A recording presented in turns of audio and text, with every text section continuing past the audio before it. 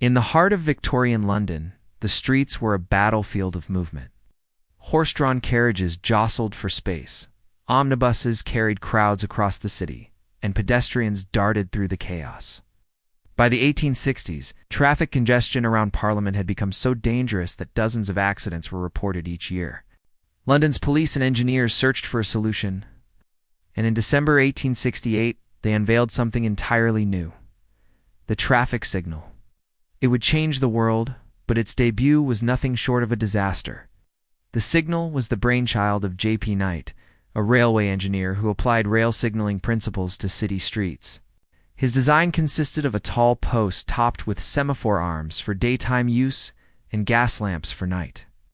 A police officer operated the device manually, turning the lamps from red to green. Red meant stop, green meant go, the same basic rules that survive today. The first traffic light was erected at the busy intersection of Great George Street and Bridge Street, directly outside the Houses of Parliament.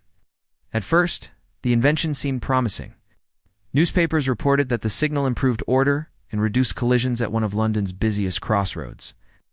But within weeks, the dangers of using volatile gas lamps in such a device became clear. On a cold January night in 1869, just a month after its installation, the gas lamp exploded. Flames engulfed the structure, and the police officer stationed there was badly injured. The incident alarmed authorities and effectively killed the experiment. The signal was dismantled, and traffic in London returned to its former chaos. It would take nearly half a century before traffic lights reappeared. By the early 20th century, with automobiles replacing carriages, cities once again struggled with congestion. This time, technology had advanced. Electricity allowed for safer and more reliable signals. In 1914, Cleveland, Ohio, introduced the first electric traffic light system, using red and green lights controlled by a central switch.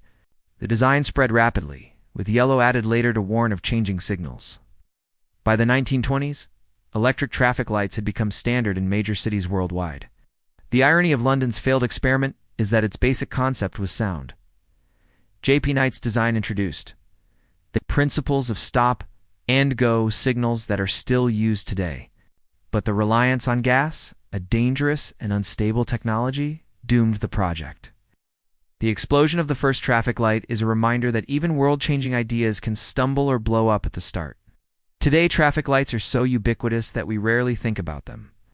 They control the flow of billions of vehicles and pedestrians across the planet, their simple red, yellow, green language universally understood. But their origin story is marked by smoke, fire, and chaos on a London street. The first traffic light didn't just control traffic, it nearly killed it.